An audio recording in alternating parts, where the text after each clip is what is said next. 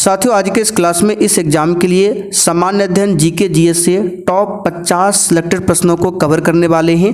आज के सेट में फिर से आप लोगों के लिए बहुत ही शानदार क्वेश्चन है जो कि एग्जाम के लिए बहुत ही ज़्यादा महत्वपूर्ण है, तो आप लोग पूरा सेट को ध्यान से लगाइए। तो इस सेट का पहला क्वेश्चन देखिए, निम्नलिखित में से कौन सी परियोजना राउरकेला स्टील संयंत्र के लिए बिजली उपलब्ध कराती है।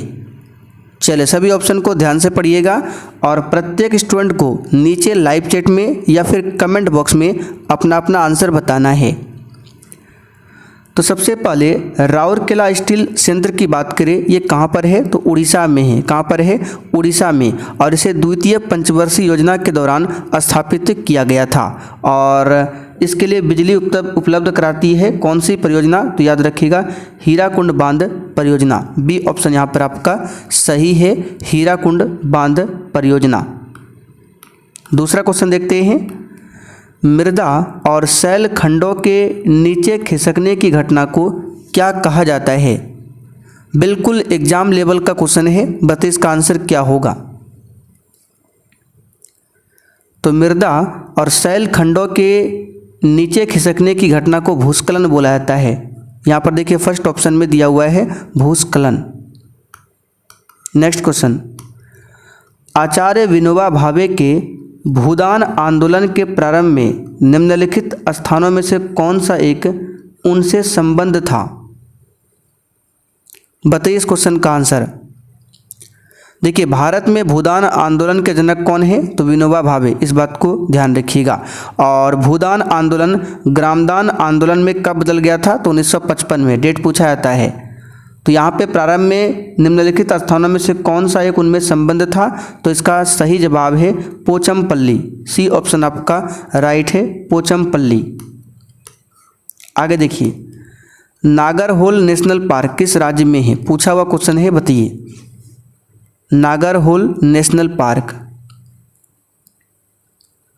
तो साथियों कर्नाटक में है। कहाँ पर है? कर्नाटक में। बी ऑप्शन आपका सही है। अगर आपसे पूछे पेंच राष्ट्रीय उद्यान, ठीक है, ये कहाँ पर है तो मध्य प्रदेश और महाराष्ट्र में स्थित है पेंच राष्ट्रीय उद्यान। सिमलीपाल राष्ट्रीय उद्यान पूछे उड़ीसा में है, ठीक है, कहाँ पर है? उड़ीसा में। नेक्स्ट क्वेश्चन, भारतीय राष्ट्रीय कांग्रेस का वर्ष 1929 में लाहौर अधिवेशन, जिसमें अंग्रेजों से पूर्ण स्वतंत्रता पाने का संकल्प अंगीकृत किया गया था, किसकी अध्यक्षता में ये हुआ था लाहौर अधिवेशन।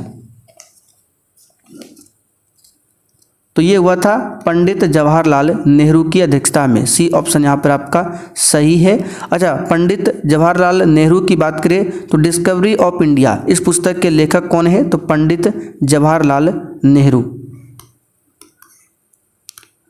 नोबेल शांति पुरस्कार के लिए विजेताओं का चयन करने वाली समिति किस देश में विद्यमान है। नोबेल पुरस्कार 1901 से दिया जाता है, ठीक है। नोबेल पुरस्कार की स्थापना स्वीडन के वैज्ञानिक अल्फ्रेड नोबेल के स्मृति में किया गया है, जिन्होंने डायनामाइट का आविष्कार किया था, ठीक है। तो नोबेल शांति पुरस्कार के लिए विजेताओं का चयन करने वाली समिति देश जो है नॉर्वे में है। कहाँ पर है? नॉर्वे। नॉर्वे की राजधानी पूछे तो ओस्लो है।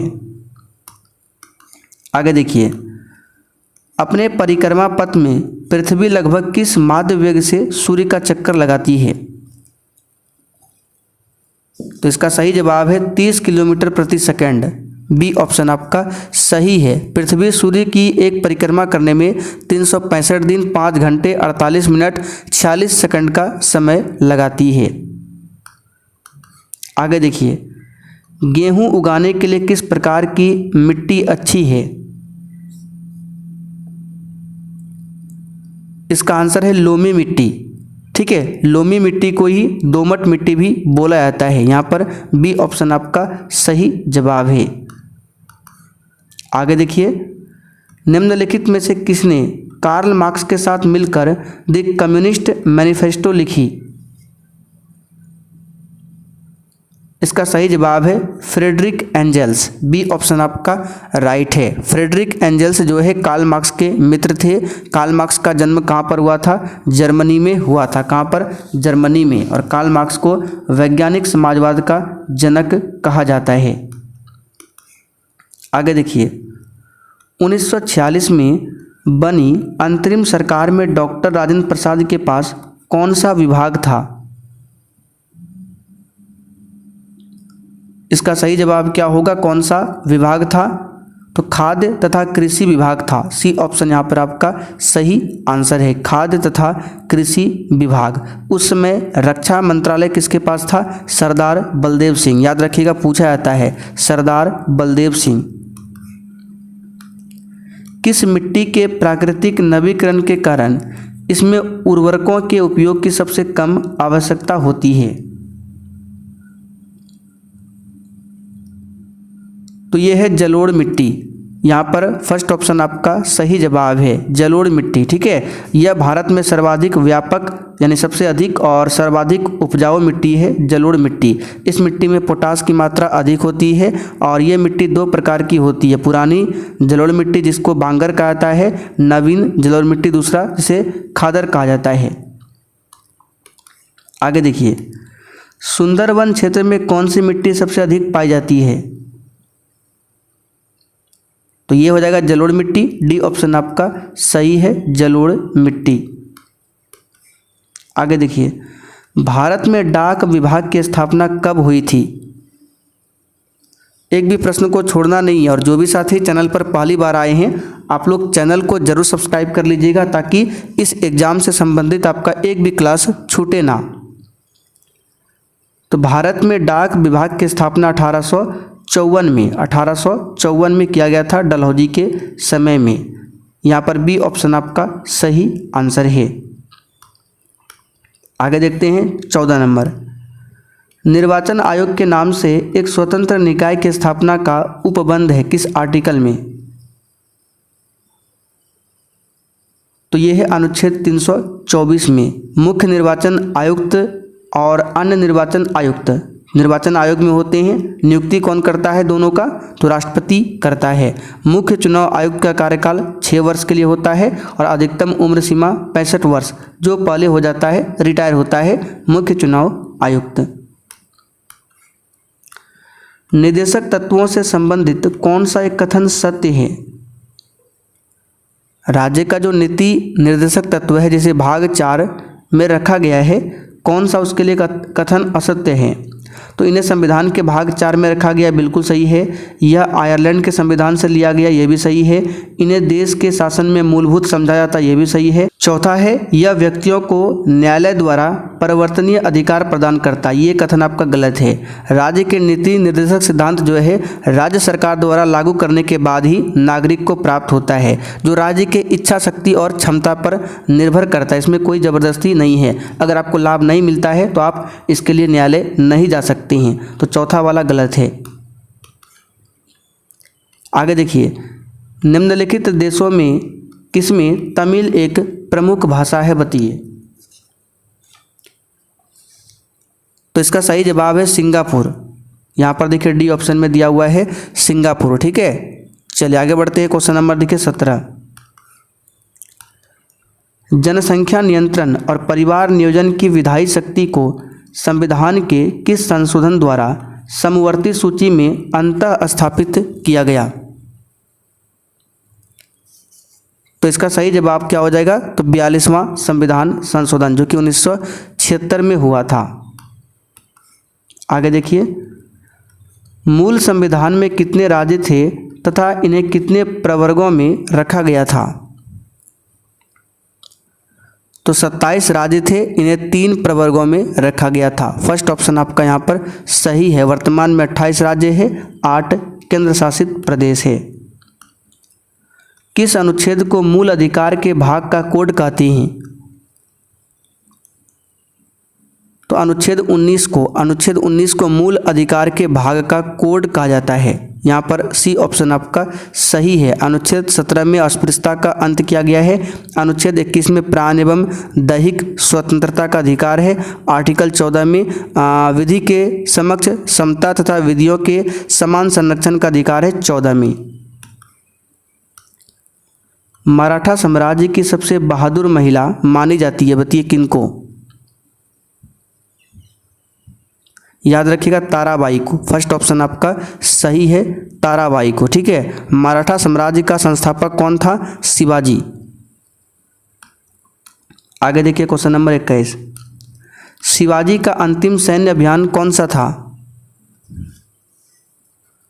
तो कर्नाटक का अभियान था, कर्नाटक का अभियान। ठीक है, यहाँ पर सी ऑप्शन आपका सही है। आगे देखिए, गांधीवादी अर्थव्यवस्था किस पर आधारित है? तो ये न्यास पर आधारित है, ट्रस्टीशिप। ठीक है, बी ऑप्शन यहाँ पर आपका सही है। ब्रिटिश कंपनी की गतिविधियों से संबंधित पहला महत्वपूर्ण संसदीय कानून कौन सा था? तो ये था रेगुलेटिंग एक्ट, जो कि 1773 में लागू हुआ था। यहाँ पर फर्स्ट ऑप्शन आपका सही जवाब है। इस एक्ट के द्वारा संसद का कंपनी पर नियंत्रण प्रारंभ हो गया था 1773 एक्ट के कारण। तो यहाँ पर फर्स्ट ऑप्शन राइट है। नागरिक सेवा का जन्मदाता माना जाता है, बताइए किसे? तो कार्नवालिस को माना जाता है, बी ऑप्शन यहाँ पर आपका सही है, कार्नवालिस को। ठीक है, चलिए आगे बढ़ते हैं। वेलेजली की बात करें तो यहाँ से क्वेश्चन बनता है, लॉर्ड वेलेजली जो है स्वयं को बंगाल का शेर कहा करता था। आगे देखिए, निम्नलिखित युग्मों में से किसका सुमेल नहीं है?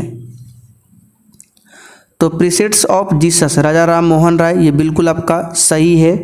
1857 डॉक्टर सेन, ये भी सही है। Wealth of nation Adam Smith, ये भी सही है। इंडिया विंस फ्रीडम, ये सुमेल नहीं है, दादा भाई नौरोजी, गलत है। इंडिया विंस फ्रीडम के लेखक है अबुल कलाम आज़ाद, ना कि दादा भाई नौरोजी। ठीक है, तो डी वाला सुमेल नहीं है, बाकी सभी सही है।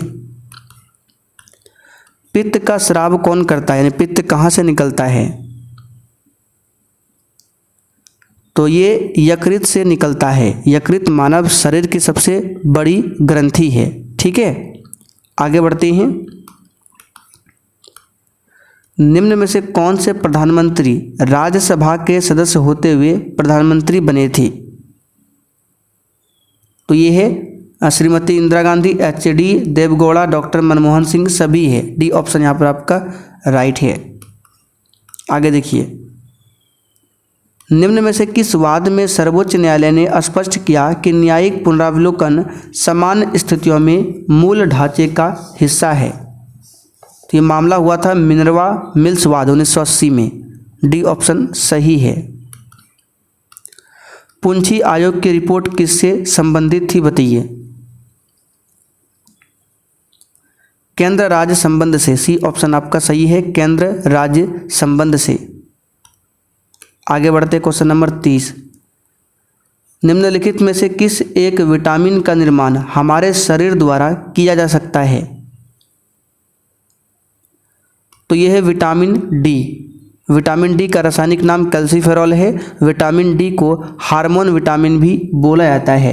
विटामिन डी 3 प्रकार के होते हैं, विटामिन D1, विटामिन D2 जिसे अर्गो कैल्सीफेरॉल कहते हैं, और तीसरा है विटामिन D3 जिसे कोली कैल्सीफेरॉल कहा जाता है।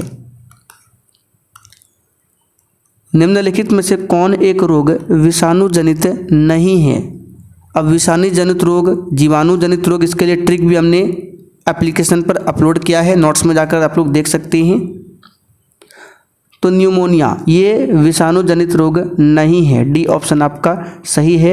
एड्स क्या है? विषाणु जनित रोग है, याद रखिएगा, ये HIV वायरस से होने वाला रोग है एड्स। कोलेस्ट्रॉल की अधिकता निम्नलिखित में से किस रोग का कारण है? तो ये है हृदय संबंधी रोग, बी ऑप्शन यहाँ पर आपका सही है। मनुष्य में हृदय का सामान्य स्पंदन 1 मिनट में कितना बार होता है? तो 72 बार होता है, 72 बार। वह कौन सी प्रक्रिया है जिसके द्वारा स्वपोषी बाहर से पदार्थ लेते हैं और सूर्य के प्रकाश की उपस्थिति उन्हें ऊर्जा के संचित रूपों में परिवर्तित करते हैं? कौन सी प्रक्रिया है? तो ये प्रकाश संश्लेषण की प्रक्रिया है। यहाँ पर सी ऑप्शन आपका सही है। आगे देखिए, पौधों में ऑक्सीजन के कार्य से संबंधित सही विकल्प का चयन करें। ऑक्सिन का कार्य क्या है, पौधों में आपको बताना है। तो ऑक्सिन एक महत्वपूर्ण पादप हार्मोन है, ठीक है, और इसका कार्य क्या है, तो कोशिकाओं को लंबे समय तक वृद्धि करने में सहायता करना। यहाँ पर बी ऑप्शन आपका सही जवाब है। चलिए, अच्छा, पुष्प को प्रेरित करने वाले हार्मोन कौन से हैं, तो जिबरेलिन और साइटोकिनिन। याद रखिएगा, पुष्प को प्रेरित करने वाले मुख्य हार्मोन पूछा जाता है तो जिबरेलिन और कौन है, साइटोकिनिन। इस बात को ध्यान रखिएगा। आगे देखिए, पारिस्थितिकी संबंधित है, बताइए किससे। तो यहाँ पर इसका सही जवाब है जीव व पर्यावरण के सह संबंधों से। पारिस्थितिकी जिसे इकोलॉजी कहा जाता है। एल नीनो की उत्पत्ति किस देश के तट पर होती है, पेरू के तट पर। पेरू, ठीक है, याद रखिएगा। एल नीनो प्रशांत महासागर में विकसित होता है। भारत में डीजल इंजन बनाने का पहला कारखाना वर्ष 1932 में कहाँ खोला गया था,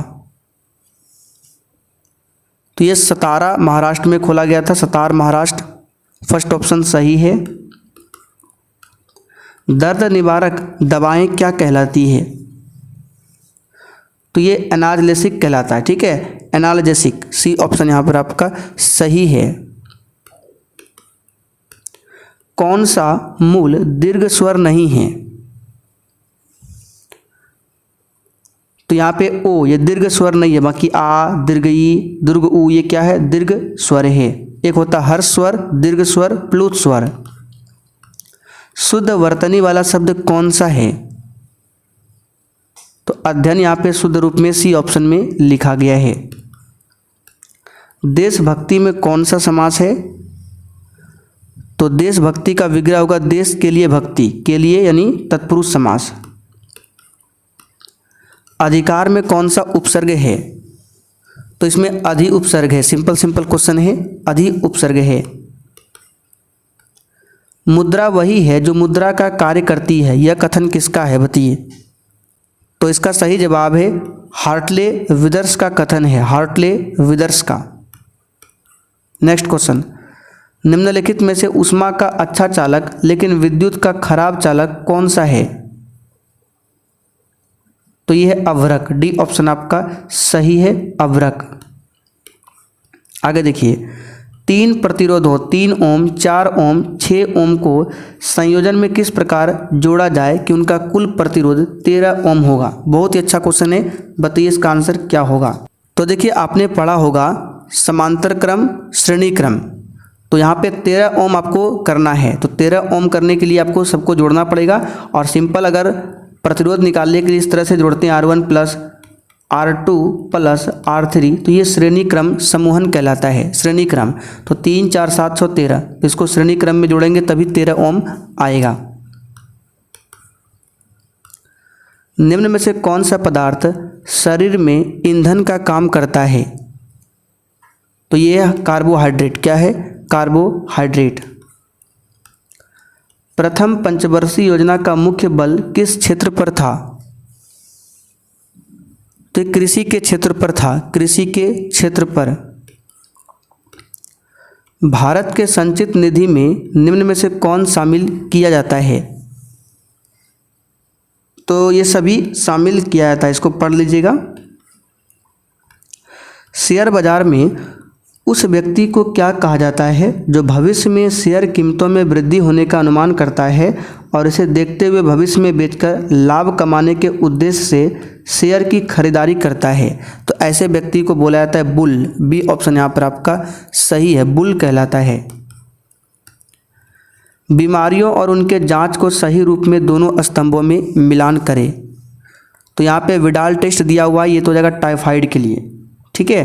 कॉम्प्लीमेंट फिक्सेशन टेस्ट ये हो जाएगा कि सिफिलिस के लिए, यहाँ पे देखिए सिफिलिस बीमारी दिया हुआ है। और ये टॉर्निकेट टेस्ट हो जाएगा डेंगू बुखार के लिए, देखिए यहाँ पे है। RA फैक्टर टेस्ट गठिया के लिए होता है, तो इसका हो जाएगा यहाँ। और ब्लड स्मीयर टेस्ट ये मलेरिया के लिए, तो इसको मिला लीजिएगा, देख लीजिए अच्छा से, यहाँ पे ऑप्शन सब दिया हुआ है। इसका आंसर कौन सा हो जाएगा आप लोग देख लीजिएगा। तो आज का सेट आपका यहीं पर कंप्लीट हुआ। अब जिनको भी इस एग्ज़ाम के लिए वन लाइनर जीके जीएस का नोट्स, पिछले 10 से 12 साल का question bank, special Bihar GK GS का नोट्स, शॉर्ट नोट्स कुछ भी चाहिए, मात्र 49 में सब कुछ आपको दिया जा रहा है। ये व्हाट्सअप नंबर है, केवल इस पर आपको मैसेज करके बताना है। अगर आपको डेमो के लिए PDF चाहिए तो वो भी आपको मिल जाएगा।